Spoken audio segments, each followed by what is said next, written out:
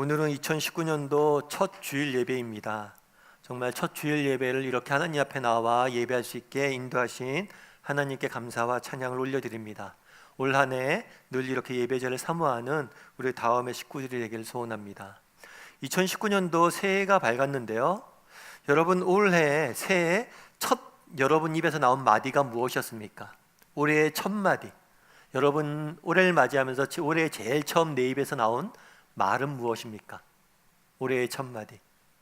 우리 한번 옆 사람에게 물어볼까요? 당신의 올해의 첫 마디는 무엇이었습니까? 한번 여쭤보죠.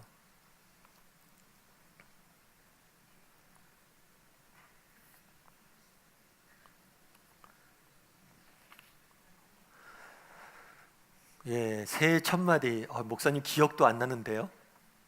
뭐 기억도 안 날 수 있죠. 혹시 새해 첫 마디가 어떤 말이었습니까? 혹시 짜증이나 한숨이나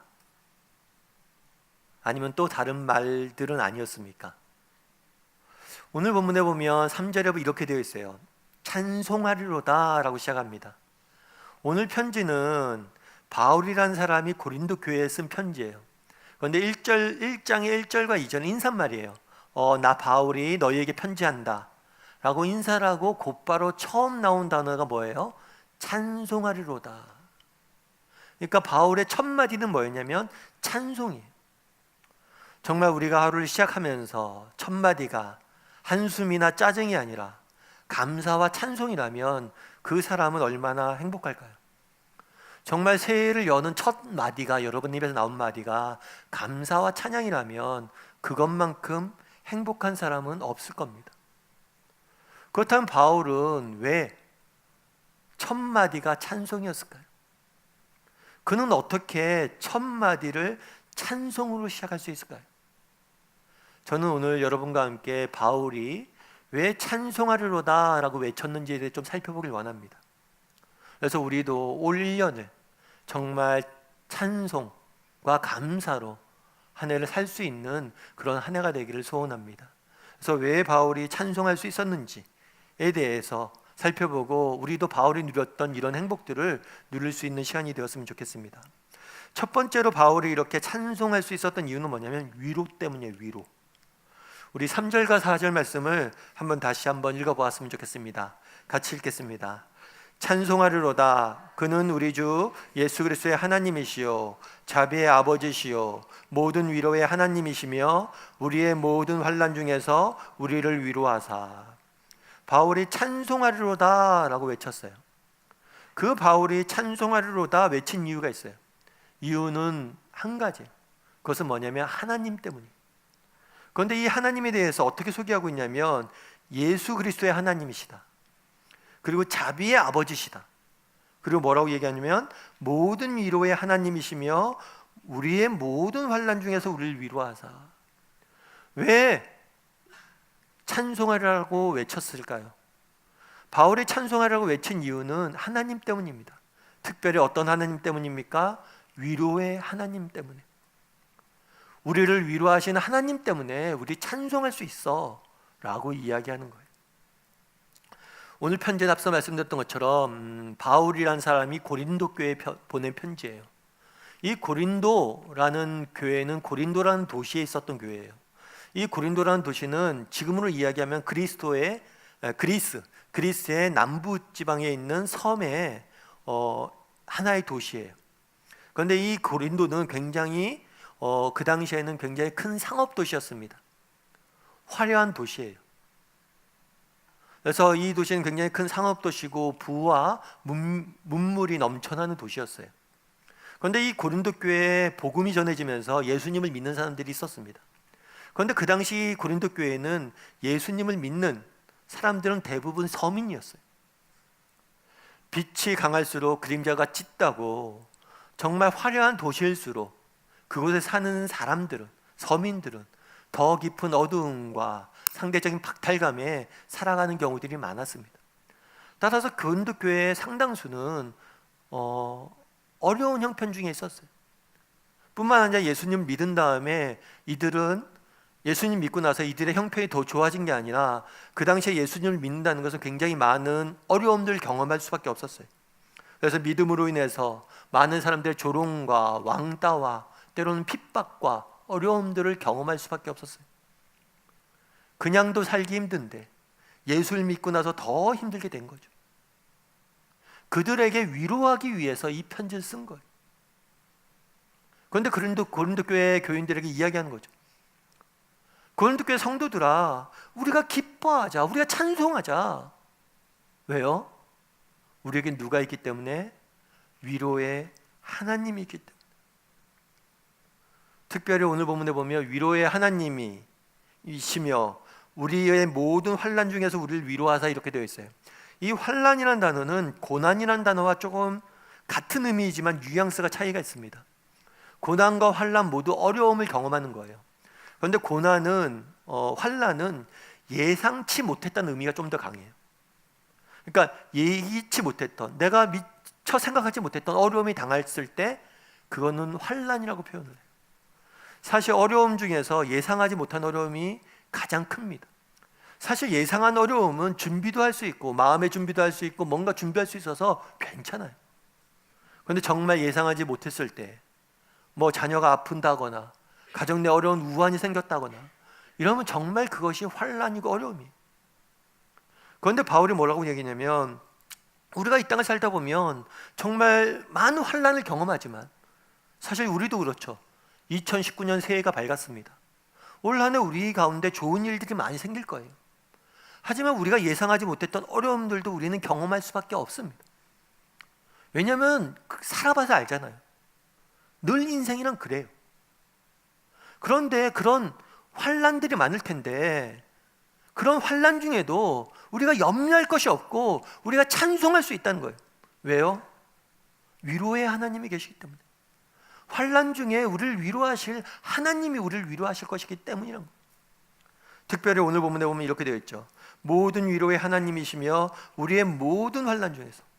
아주 짧은 구절에 모든이라는 단어를 2번 쓰고 있어요. 그만큼 강조한 거죠. 달리 이야기하면 이 모든이라는 단어를 씀으로 해서 강조하고 싶은 건 뭐예요? 하나님이 위로하지 못할 환난이 없다는 거예요. 우리에게 하나님이 계시지 않냐? 그분이 위로하지 못할 환난이 어디 있겠느냐? 모든 환난 중에 그분은 우리를 위로하실 것이다. 그래서 우리는 찬송할 수 있지 않냐? 이야기하는 거죠. 여러분 어떻습니까? 여러분 하나님께서 위로하지 못할 환난이 없음을 믿습니까? 모든 환난을 위로할 수 있을 줄 믿습니까? 믿어야죠. 세상 사람들이 보면 좀 이상할 것 같아요. 기독교인들이 왜 이상할까요? 야, 너희가 믿는 하나님은 이 세상 모든 만물을 창조했다며. 너희는 죽은 다음에도 부활할 거라고 믿는다며. 죽음도 두렵지 않은 사람들이라며. 그런데 니네가 염려할 게 뭐 있냐? 우리가 믿는 하나님이 어떤 분입니까? 이 세상 모든 만물을 만드신 분이. 우리가 믿는 하나님은 어떤 분이십니까? 죽은 자마다 살리실 분이에요. 그분이 해결하지 못할 문제가 있겠습니까? 위로하지 못할 환난이 있겠습니까? 그분이 위로하지 못할 환난은 없다는 거예요. 모든 위로의 하나님이 모든 환난 중에 우리를 위로할 것이다. 바울은 이야기하는 겁니다. 그런데 바울은 이것이 책에서 배운 이야기가 아니에요. 7절과 8절에는 이렇게 나와 있습니다. 7절과 8절 말씀을 같이 한번 읽어봤으면 좋겠습니다. 같이 읽겠습니다. 너희를 위한 우리의 소망이 견고함은 너희가 고난에 참여한 자 된 것 같이 위로에도 그러할 줄 알미라. 형제들아, 우리가 아시아에서 당한 환난을 너희가 모르기를 원하지 아니하노니 힘에 겹도록 심한 고난을 당하여 살 소망이 끊어지고. 모든 위로의 하나님이 모든 환난 중에 우리를 위로할 것이다. 이게 책에서 배운 얘기가 아니에요. 바울의 삶 가운데 배운 이야기. 특별히 바울은 뭐라고 이야기하냐면 우리가 아시아에서 당한 환난을 너희가 알지 않느냐. 이 아시아에서 당한 환난이 무엇인지는 저희가 알 수가 없습니다. 그런데 고린도 후서에 보면 후반부에 바울이 자신이 경험한 여러 가지 어려움들에 대해 쭉 설명을 해놨어요. 그 설명에 보면 자기가 감옥에 갇히기도 하고 정말 매를 맞아 죽을 뻔도 하고 돌에 쳐서 죽기까지 갔다라고 이야기를 합니다. 아무튼 이 환란이 정확히 어떤 것인지 모르겠는데 뭐라고 오늘 본문에 표현했냐면 힘에 격도로 심한 고난을 당하여 무엇이 끊어졌다고요? 살 소망이 끊어졌다. 어떤 사람이 죽음에 대해, 자살에 대해서 이렇게 표현했어요. 죽음 이후에 어떠한 대안이 없을 때 선택하는 것이 자살이다. 죽음 외에 대안이 없을 때 선택하는 게 자살이에요. 살 소망이 끊어졌다. 죽는 것 외에는 어떠한 삶의 대안이 없는 상황에 처했다는 거예요. 이제 죽는 일만 남았구나. 내가 더 이상 삶의 소망이 없구나. 그런 지경에까지 처했던 거예요. 그런데 이 살 소망이 끊어진 그 경험 속에서도 무엇을 하신 거예요? 하나님이 나를 지키셨고 나를 보호하셨고 나를 위로하셨고 나를 건져내셨다. 그래서 뭐라고 표현합니까? 모든 환난 중에 우리를 위로하시는 분이시다. 여러분들 어떻습니까? 정말 하나님께서 위로하지 못할 환난이 없음을 믿습니까? 모든 환난 중에 건지실 분임을 믿습니까? 그런데 재밌는 것은 오늘 본문에 보면 위로의 하나님이라고 표현되어 있어요. 위로의 하나님. 그러니까 같이 한번 이 말씀 나눈 적이 있는데 그런 얘기를 하시더라고요. 목사님, 위로보다는 문제 해결이 낫지 않겠습니까? 위로하시는 것보다 문제를 해결해 주시면 더 좋겠다고. 그런데 사실은 바울은 죽기까지 경험을 했고 하나님께서 그를 살리셨어요. 그러니까 오늘 편지를 쓰죠. 그러면 우리를 건져내신 하나님, 우리를 보호하시는 하나님, 문제를 해결하신 하나님이라고 표현하면 좋은데 위로의 하나님이라고 표현한다는 거예요. 왜 위로를 강조하냐는 거예요. 바울이 위로를 강조하는 이유가 있어요. 그 이유는 뭐냐면 정말 인간은 위로가 필요한 존재이기 때문이에요. 인간은 정말 연약하고 인간은 상처받기 쉬운 존재이기 때문입니다. 여러분, 인간을 넘어뜨리는 건요 어려움이 아니에요. 인간을 넘어뜨리는 건 상처예요. 생각해 보십시오. 과거보다 우리 한국 사회가 얼마나 더 잘 살게 되었습니까? 과거보다 얼마나 더 많은 풍요를 누려요. 지금 우리가 먹고 마시는 거 정말 저 아프리카에 있는 사람보다 얼마나 풍요롭습니까? 그런데 왜 과거보다 한국 사회에 더 많은 사람들이 질환을 앓고 있습니까? 정신적 질환을 앓고 있고 왜 더 자살률은 높아지고 있습니까? 결국에 인간을 무너뜨리는 것은 외적 어려움이 아니라 상처예요. 아니, 정말 우리에게 필요한 건 뭐냐면 위로예요. 정말 우리 마음을, 내면을 누군가가 위로해 줄 수 있다면, 위로받을 수 있다면 넘어지는 사람은 없어요. 못 이길 어려움은 없어요. 바울은 그걸 경험을 했어요. 왜 위로를 강조합니까? 위로만한 게 없어요. 우리가 얼마나 내면이 약하고 상처받기 쉽고 아파하기 쉬운 사람들입니까? 하나님이 주신 위로를 맛보았던 거예요. 그 위로를 맛보고 나를 위로하시는 하나님이 있는데 우리가 무엇을 걱정하고 염려하냐는 거예요. 최근에 제가 어떤 기사 같은 걸 봤어요. 기사를 봤는데 이건 어떤 기사냐면 이제 미국의 이제 프로야구 경기장에서 있었던 일이에요. 한 번은 미국에 있는 프로야구 경기장에서 수많은 관객들이 눈시울을 붉히며 박수친 일이 있어요. 사실 야구는 경기장이잖아요. 야구 경기장이고 야구하는 데잖아요. 즐겁게 경기하는 데니까 박수 칠 일은 많죠. 그런데 울 일은 사실은 많지 않아요. 그럼 왜 이 사람들이 울면서 박수 쳤을까요? 사실 경기장이니까 경기를 잘해서 박수 친 게 아니에요. 이 사람들이 박수 친 이유는 따로 있어요. 그건 뭐였냐면 이 야구단이 팀이 클리블랜드라는 도시에 있는 팀이었는데 이 팀에 있는 전 선수들이 삭발을 했어요. 선수뿐만 아니라 이 팀에서 일하는 전 단원이 삭발을 했어요. 머리. 사실 보통 야구 선수나 운동 선수들이 삭발할 때는 뭐 팀 성적이 안 좋아서 각오를 새롭게 할 때 삭발을 합니다. 그런데 팀 성적 때문에 삭발한 게 아니에요. 이들이 삭발한 이유는 따로 있어요. 그 이들이 왜 삭발했냐? 이 팀 중에 3루수에 마이크 아빌스라는 사람이 있어요. 근데 이 사람의 딸이 안드리아나라는 딸이 있었는데 이 딸이 어린아이예요. 그런데 백혈병에 걸렸어요. 그래서 백혈병에 걸려서 치료를 받다 보니까 머리가 빠지는 거예요. 딸을 위해서 이 아버지가 할 수 있는 게 뭐가 있을까 해서 딸을 위해서 삭발을 하기로 했어요. 왜냐하면 딸이 자기가 머리 빠지면 이상할까 봐, 느낄까 봐 자기도 삭발한 거죠.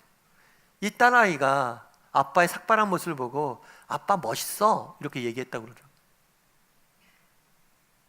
그런데 이 소식을 듣고 나머지 선수들과 단원이 이 딸아이를 위해서 다 삭발을 한 거예요. 그것 때문에 관객들이 박수를 쳤던 거예요. 눈시울을 붉히며. 이 아버지 삼루수 아버지가 이런 글을 썼어요. 아직은 어려서 아빠와 아빠 친구들이 왜 삭발했는지 잘 이해하지 못하겠지만 시간이 지나면 알게 될 것입니다. 이렇게 많은 사람들이 너의 삶을 응원하고 있다는 사실을, 이 사람들이 너의 삶을 응원하고 있다는 사실, 이것만큼 소중한 것이 없다는 거예요. 이것 때문에 눈물을 흘렸던 거예요. 그날에 바울은 이야기합니다.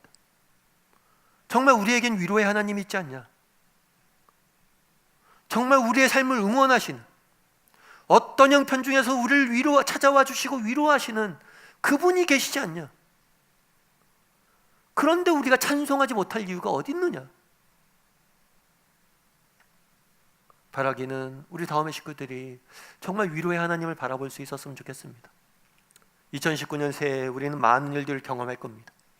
좋은 일도 있을 것이고 나쁜 일도 있고 다양한 일들을 경험할 거예요. 우리가 예상하지 못했던 일들을 경험할 것입니다. 하지만 우리가 어떤 일을 만나든 찬송할 수 있는 이유가 있습니다. 왜냐하면 모든 환난 중에 위로하시는 모든 위로의 하나님이 계시기 때문입니다. 바라기는 이 위로의 하나님을 바라봄으로 찬송하며 올 한 해를 살아갈 줄 아는 저와 여러분이 되기를 주님의 이름으로 소원합니다. 두 번째로는 소명 때문이에요. 4절 말씀 같이 한번 읽어봤으면 좋겠습니다. 같이 읽겠습니다. 우리의 모든 환난 중에 우리를 위로하사 우리로 하여금 하나님께 받은 위로로서 모든 환난 중에 있는 자들을 능히 위로하게 하시는 이시로다. 우리가 받은 위로로서 다른 사람들을 위로하게 할 것이다. 우리가 이 땅을 살다 보면 부득이하게 환난을 경험할 때가 있어요. 그런데 그 순간 우리가 기억할 것이 있다는 거예요. 그건 뭐냐면 우리가 경험하는 환난은 무의미한 게 아니란 거예요. 우리가 이 땅에서 경험하는 환난은 무가치한 것이 아니란 거예요. 정말 우리가 예수님을 믿는데 하나님께서 우리 삶 가운데 어려움들과 아픔들과 상처들을 허락하시는데 이 모든 것이 무의미하고 무가치한 것이 아니란 거예요. 믿는 자들에게는 무의미한 삶이란 없다는 거예요. 특별히 정말 이 땅을 우리가 당하는 환난이 다 가치가 있는데 특별히 그 가치 중에 하나는 뭐냐? 다른 사람을 위로하는 것. 여러분, 병에 걸리면 누가 제일 큰 위로가 됩니까?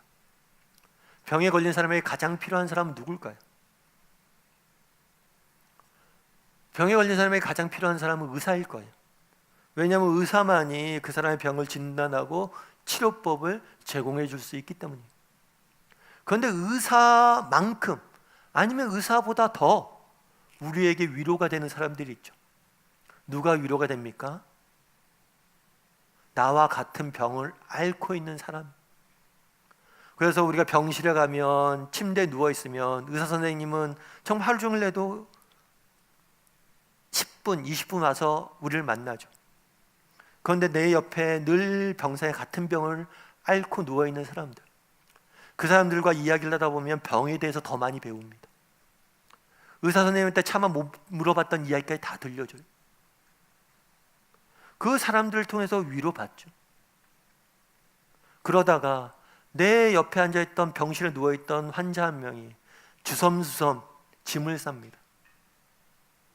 어디 가세요? 저 이제 퇴원해요. 그 말이 못 봐서 섭섭하기도 하지만 그 말만큼 위로가 되는 게 없어요. 야, 저 사람도 저렇게 퇴원해서 가는데 나도 곧 가겠구나. 퇴원할 수 있겠구나. 정말 의사도 필요하지만 병에게 정말 위로된 사람은 같은 병을 앓고 그 병을 이겨낸 사람. 바울은 이야기합니다. 우리에게 환난이 있을 것이다. 하지만 우리에게 위로의 하나님께서 그 환난을 반드시 이기게 하실 것이다. 그런데 그 이김은 또 다른 사람들에게 큰 위로가 될 것이다. 그래서 헨리 나우엔이라는 사람은 제가 가끔 소개도 하지만 상처 입은 치유자라는 책을 썼어요.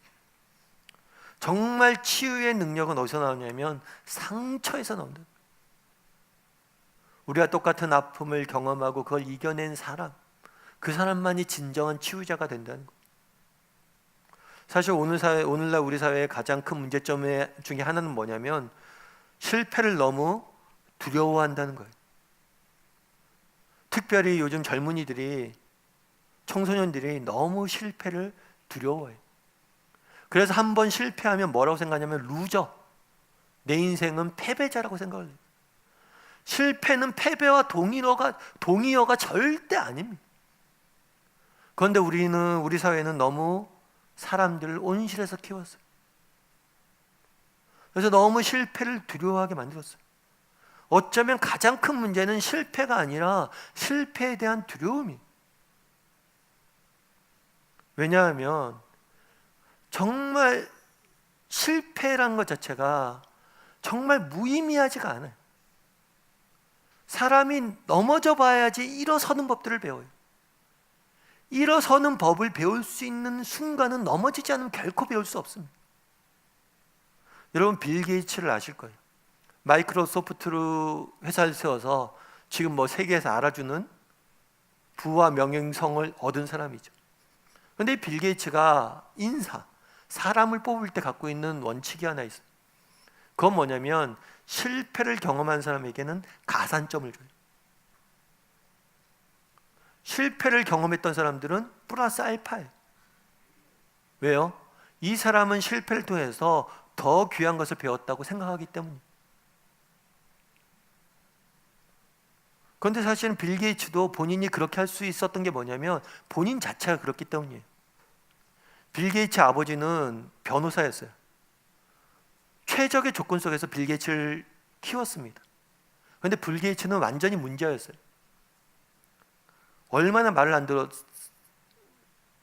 들었든지 부모가 늘 속을 썩었어요. 그래서 11살 때 그런 일이 있었대요. 밥을 먹다가 아버지가 너무 화가 나갖고 빌 게이츠 얼굴에다 물 확 뿌렸대요. 너 그럴 거면 나가. 그랬더니 빌 게이츠가 그런 얘기를 했대요. 아버지, 샤워 시켜줘서 고마워요. 그렇게 말할 정도로 문제였어요. 물론 그 사건 이후에 그 아버지가 참 마음이 아파서 늘 이제 태도를 바꿨대요, 아들에 대한.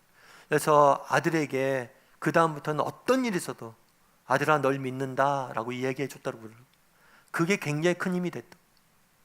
빌 게이츠 역시 문제였고 사고뭉치였고 여러 가지 실패를 경험했어요. 그런데 그 과정을 통해서 자기는 성장했음을 느꼈기 때문에 그 실패에 가치를 둔다고 이야기를 하다.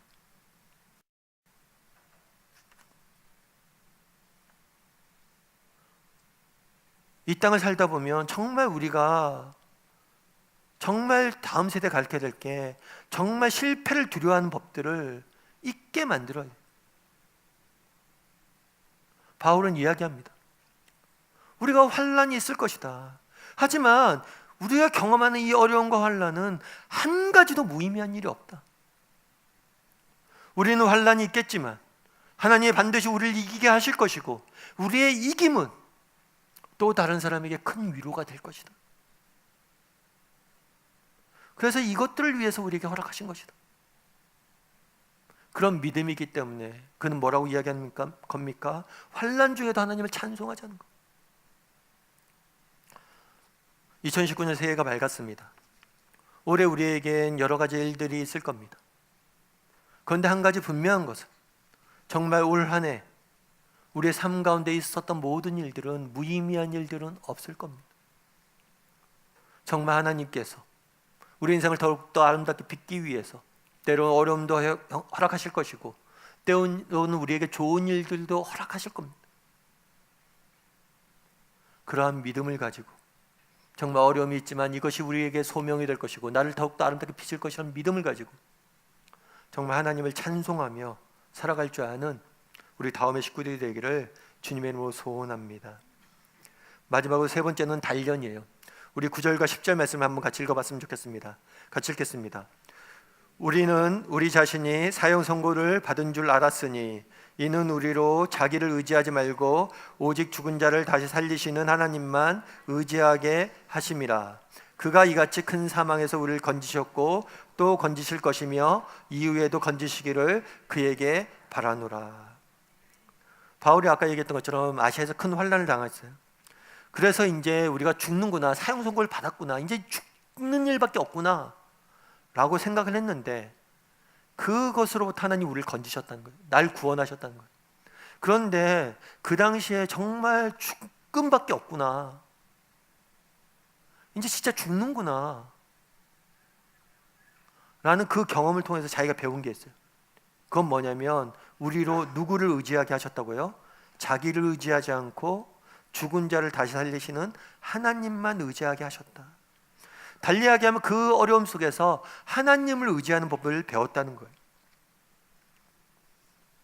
흔히들 그런 이야기를 하죠. 역사는 승자의 기록이다.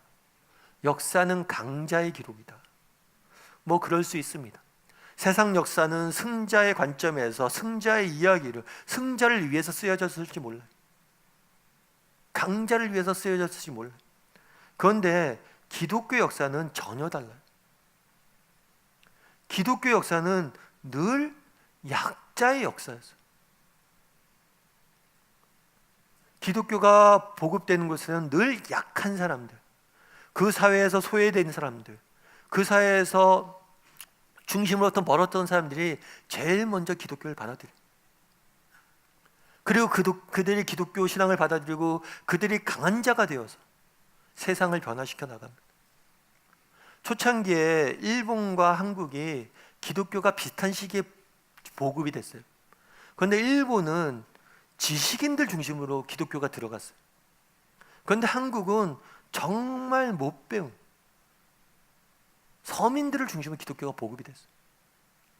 100년이 지난 다음에 한국 기독교와 일본 기독교는 전혀 다른 역사를 갖고 있습니다. 독특한 건 뭐냐면 기독교는 약자의 역사예요.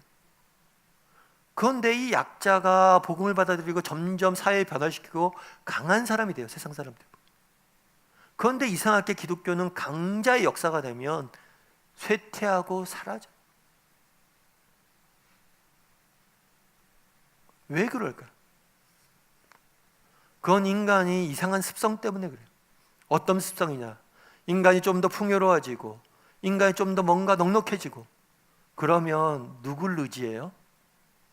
하나님을 의지하지 않고 우리의 가진 것을 의지하게 돼요. 그래서 한창 카톨릭 교회가 번성했을 때 그런 얘기를 해요. 어떤 사람이 화려하게 지어진 교회와 교회에 내어 있는 풍요로움들 보면서 이제 더 이상 우리가 가난으로 인해서 눈물 흘릴 일이 없어졌습니다. 그랬더니 한 기독교 지도자 그런 얘기를 했다고 그러죠. 그러게요. 이제 예수님을 의지할 일도 없어졌겠네요.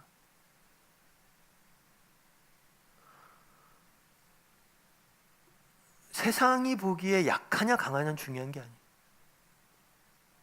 중요한 건 우리가 얼마나 하나님을 의지하냐는 거예요. 세상이 보기에 강한 사람도 정말 가난한 사람처럼 하나님을 의지한다면 그는 여전히 하나님 앞에 쓰임받는 거예요.